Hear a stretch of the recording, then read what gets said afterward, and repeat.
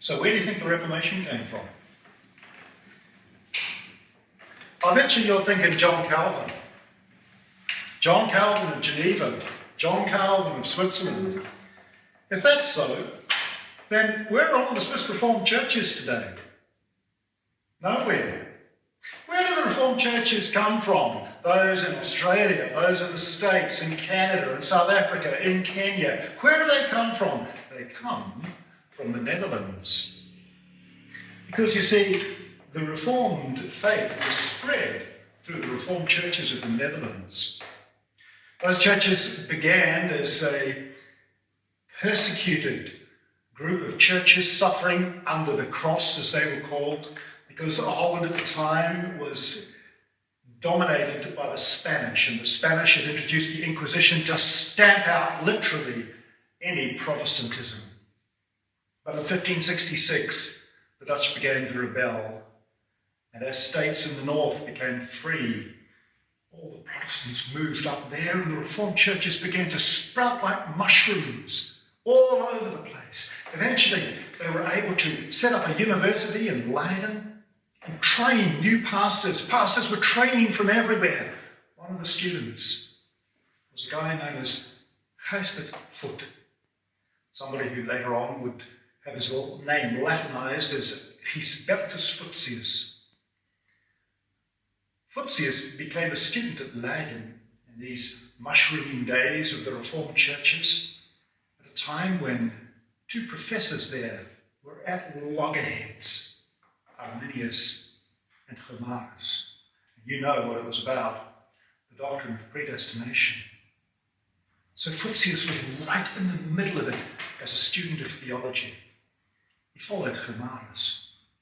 Later, Voetius became a minister, and by the time the Synod of Dort rolled around in 1618-19, he was there as a delegate of the churches that he represented. He was in the middle of it. He'd been setting up a church in a Roman Catholic enclave, told to go there and make the Reformed church. Later on, he became a professor himself at the University of Utrecht, where he taught hundreds of students throughout his career. Students not just from the Netherlands, but from all over Europe, from England, from Holland, from France, from Germany, from Hungary, from Poland, you name it. They flocked to Utrecht to sit under the professorship of Voetius. You see, in those days, Voetius was the guy that really wrote about everything. How do you become reformed? How do you set up a reformed church? How do you maintain the true Calvinistic reformed religion? He had the answers. He was the one giving the lectures and training the students so that they could go back to their respective countries and spread the Reformed faith. You know, if we zip ahead in time a couple of hundred years, go to 19th century Holland, it's the time of both the secession and the Dolliancy, you know, great figures like Abraham Kuyper. Well, in those days, if you didn't know who Voetius was, and strongly yet, if you didn't agree with Voetius, you weren't reformed.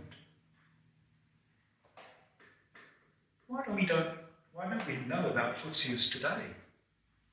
Well, to be honest, back at the end of the 19th century, if you were a student, if you went to uni, of course you knew Latin. You could read Latin off the back of your hand.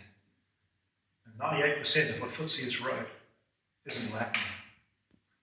So as times moved on and students no longer learned their Latin, well, Voetius has declined into forgetfulness. That's about to change. It's going to change in Perth, Australia, because we're going to be thinking about Voetius, and you're invited to come and hear about him. Make sure you're there.